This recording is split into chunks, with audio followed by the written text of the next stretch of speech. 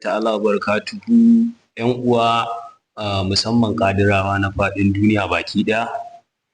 Yau muna tare da shi Malam Ma'azu wanda muƙaddami ne kuma shugaba ne a halarar Kilaniya.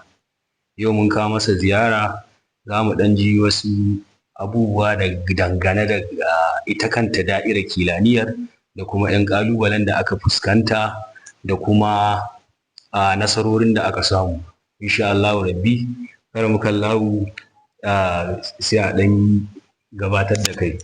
To, ni dai alhamdulillah ni kamar yadda nake ina sunana Mu'azu Aliyu kuma baƙadire ne ni ɗan Kano ne, an haife ni a Kano a cikin garin Kano a unguwar Kwalwa shine Alfindiki.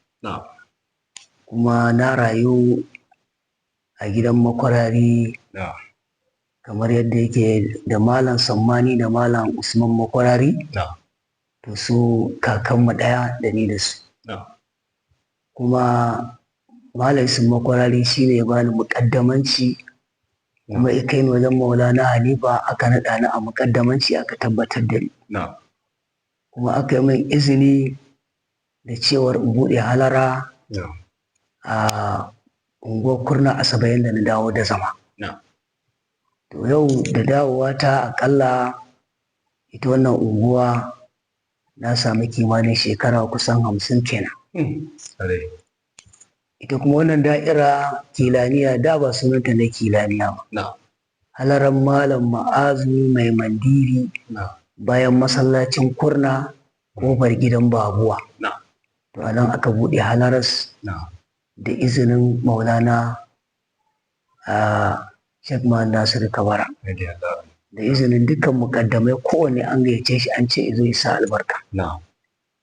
To ita kuma daga baya Kilaniya zikiri ne na halarar wuni da ake yi. Muna farawa tun 11 da sannan ana zaune kowa hankali na kwanci. Tun 11 na rana za mu fara ba za mu tashi ba sai 6:30 na yamma. Shi ne zikirin wuni da aka sani. Ba saɓanin yanzu zikiran da ake ba. Aka dawo aka ce a rage, muka dawo muna yi 12 na rana zuwa 6:30 na yamma. To wannan shi ne a takaice abin nan. Yau halaran nan yau shekarar ta Kilaniya halaroni yau shekara 36 muna yin ta. Shekara 36. 36. Muna yi. To kuma shehi a shekara 36 nan wane nasarori aka samu kuma wane kalubale aka fuskanta a takaice sai jama'a su saurara su ji. To alhamdulillah babban nasara da muka samu da duk inda za mu yi zikiri in dai an haɗu aƙalla muna haɗuwa mun fi mu 200 a wannan waje. To kuma mun yi nasara inda aka lamunce mu na rika ba da lazimi wurdi ahlid dari ga su ƙadirawa da waɗanda ma suka zo sauraron zikiri. Sannan muka rika ba da sammaniya saboda an tabbatar da ni a muƙaddamanci kuma an bani izinin na ba da lazimi. To wannan nasara ce ƙadiriya mun yi ƙoƙari mun nashar abubuwa. Nasara ta biyu mun shiga ƙauyuka daban-daban wanda mun kai lamarin ƙadiriya ciki. Kuma alhamdulillahi unguwar Kurna da sanda muka buɗe babu wani waje da ake yin halara. Mu muke yin halara. To sannan kuma sai muka ji Alayhi Muhammadu mai kananzir tudun bojuwa shi ma ana halara. Don a wannan lokaci za ka ko fitilar lantarki babu a Kurna yawanci. Inda za ka samu lantarki kawai 'yan ganda su ne suke da hasken lantarki, amma duk shi yamma nan babu.